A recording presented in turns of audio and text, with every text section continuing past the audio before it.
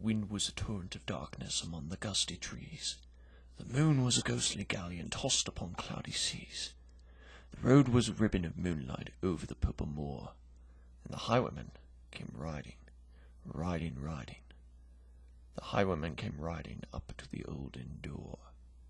He'd a French cocked hat on his forehead, a bunch of lace at his chin, a coat of the claret velvet, and breeches of brown doe skin, they fitted with never a wrinkle. His boots were up to the thigh, and he rode with a jewelled twinkle.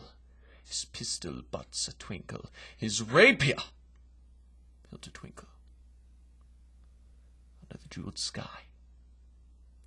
Over the cobbles he clattered and clashed in the darkened yard, and he tapped with his whip on the shutters, but all was locked and barred.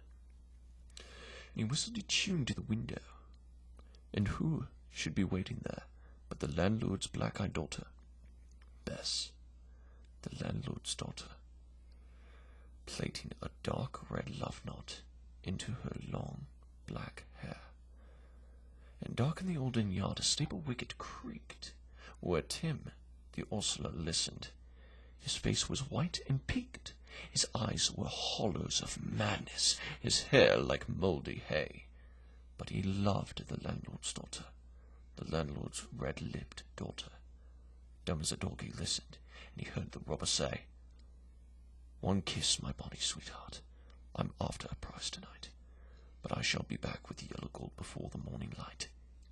Yet if they press me sharply and harry me through the day,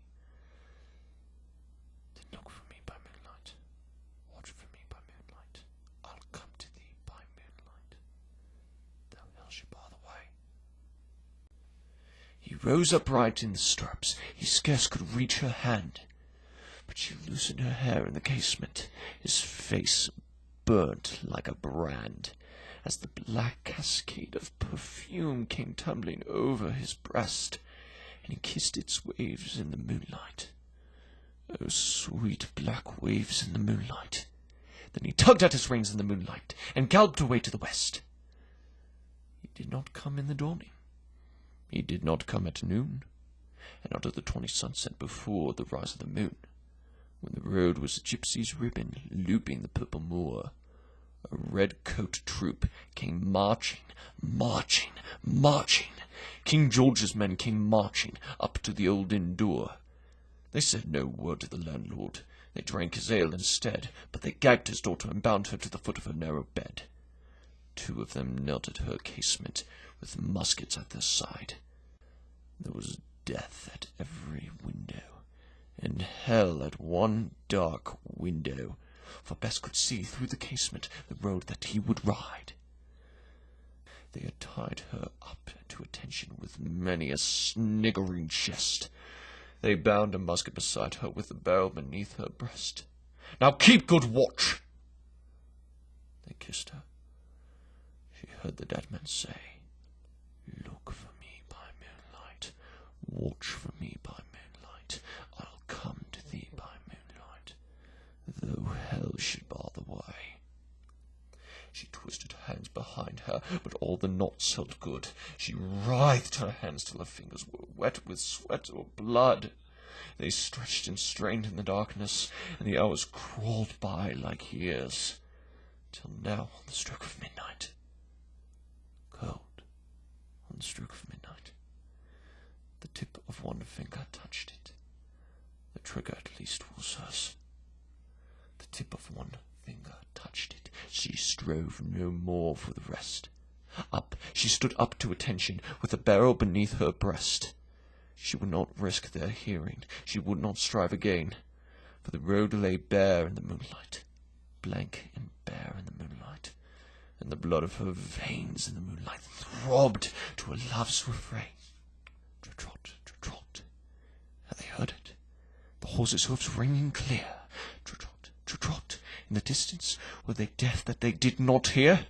Down the ribbon of moonlight, over the brow of the hill, the highwayman came riding, riding, riding. The redcoats looked to their priming. She stood up straight and still. Trot, in the frosty silence. Trot, in the echoing night. Nearer he came, nearer. Her face was like a light. Her eyes grew wide for a moment. She drew one last deep breath.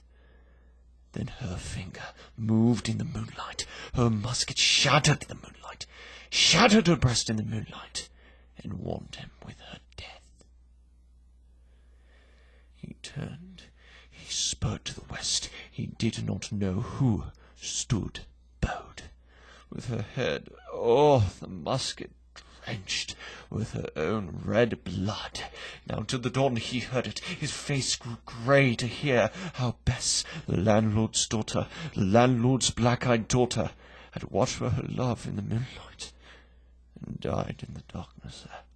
Back he spurred like a madman, shrieking a curse to the sky, with the white road smoking behind him, and his rapier brandished high. Blood-red were his spurs in the golden noon, wine-red was his velvet coat, when they shot him down on the highway, down like a dog on the highway. He lay in his blood on the highway, with a bunch of lace at his throat. And still of winter's night, they say, when the wind is in the trees, when the moon is a ghostly galleon tossed upon cloudy seas, when the road is a ribbon of moonlight over the purple moor, a highwayman comes riding, riding, riding. A highwayman comes riding up to the old inn door. Over the cobbles he clatters and clangs in the darkened yard, and he taps with his whip on the shutters, but all is locked and barred. He whistles a tune to the window, and who should be waiting there but the landlord's black-eyed daughter, Bess, the landlord's daughter, plaiting a dark red love knot into her